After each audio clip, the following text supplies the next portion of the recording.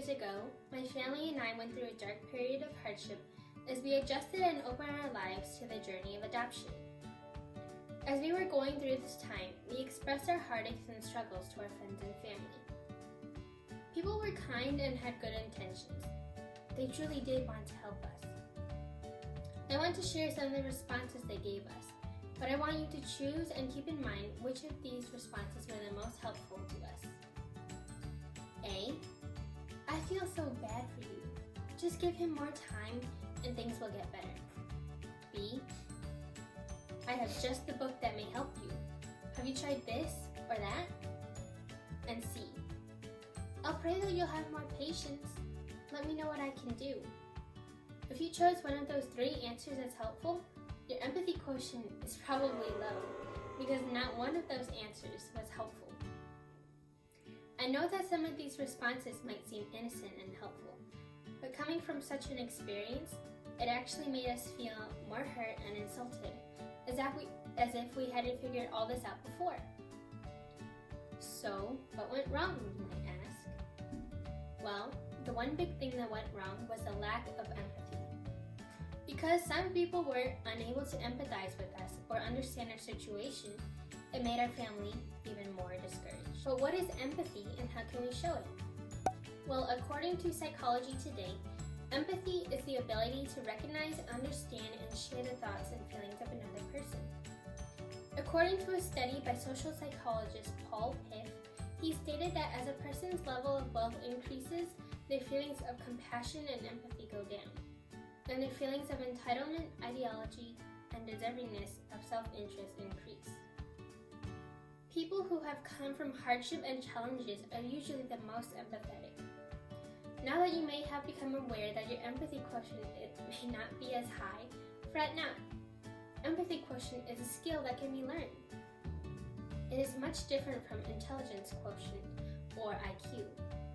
If you're wondering what are some benefits of empathy, well, it is necessary to us as a society and that we need to experience it in order to improve social interactions, extend compassion, and convey understanding in the world. I will share some tips and techniques in the arts of empathic connecting, so that you will have the tools to be a more empathetic person. I will share these insights with you through the examples of a wonderful counselor that I know. His name is Jesus. Jesus is our wonderful counselor because he is able to empathize with us.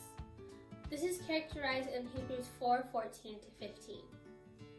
Therefore, since we have a high great priest who has ascended into heaven, Jesus the Son of God, let us hold firmly to the faith we profess.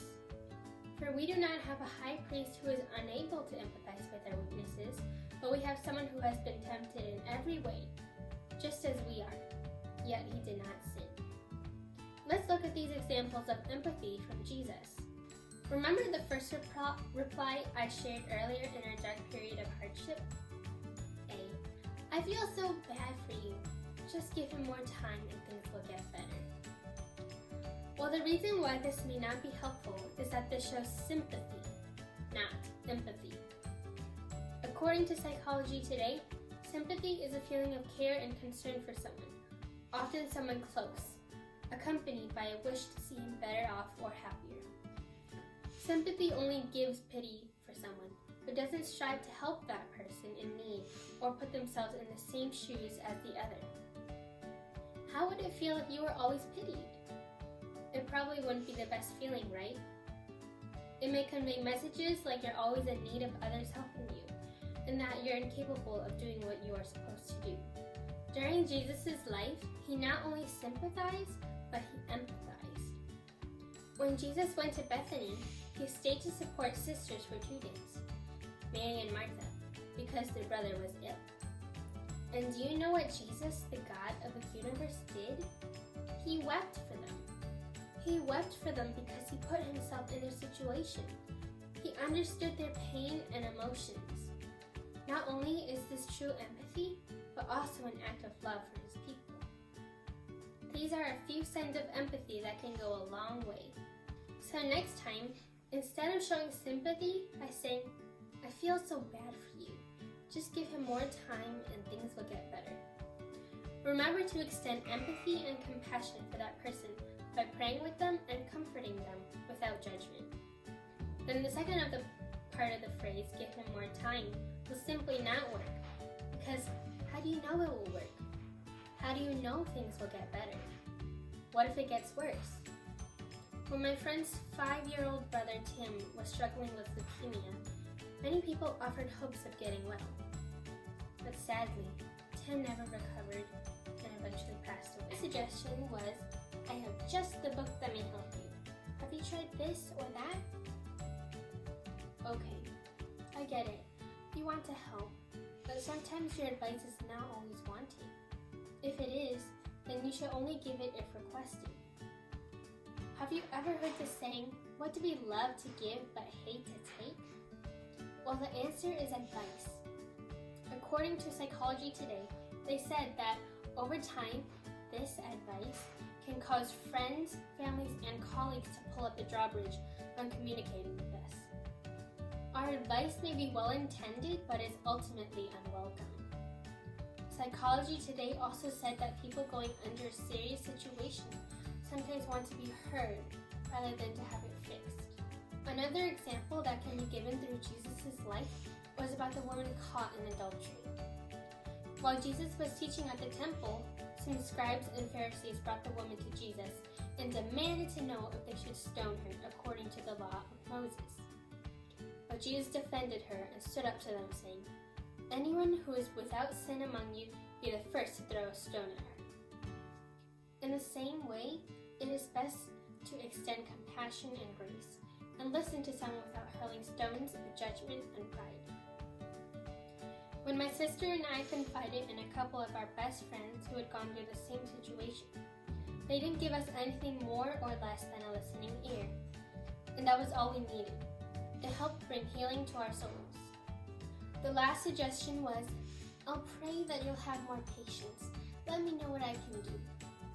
When someone tells you that you need more patience, it may insinuate that the person had not done enough for the situation or truly was impatient. The reason why this is also not empathetic is that it can be a cliched statement. In Matthew 5:33, while Jesus was preaching on the Sermon on the Mount, he said, again, you have heard that it was said to the people long ago, do not break your oath, but fulfill to the Lord the vows you have made. So instead of saying you will pray for someone, do it. Then send them a note that says, I prayed, or my family has dedicated a day to pray for you. Better yet, go to them and offer to pray in their presence.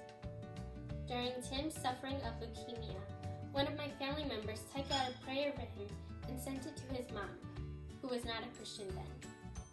She then let us know how much it meant to her that there was a physical reminder of prayer for her family that she could recite. So she printed out that prayer and taped it to her mirror. And every day when she looked at the mirror, she would recite that prayer for Tim. This truly brought her encouragement and strength. Although Tim never recovered, his parents became Christians. Surely Christ was seen through such various acts of compassion evoked from empathy.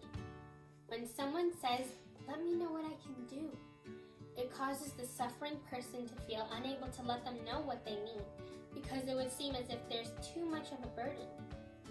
And that's how my family and I felt. But you know what? Some people got it. They understood what we needed and what we were going through. They knew how to empathize with us and then extended hands of compassion to us. Our family friend, whom we call Auntie Jane, went through a similar experience as an adoptive parent. She didn't just ask, what can I do? She called us up and said, I'll take your son out for lunch for a few hours so you guys can relax and have some rest. Tell me what time is good for you. We were then truly grateful for her extended empathy and compassion. So instead of asking a friend in need what you can do to help him or her, extend a specific offer and mean it. Don't let the person who is suffering come to you. You go to them. In conclusion, we've learned that empathy is a key component to the art of empathetic connecting. We've learned this by showing examples through Jesus' life and my own personal life. We've learned that empathy is different from sympathy. We've learned how to extend compassion and understanding without judgment and unneeded advice. And we learned that empathy is a skill that can be learned. Not only can empathy help us connect with others, but also teach us to improve our own social interactions. Thank you for letting me share about empathy, the art of connecting.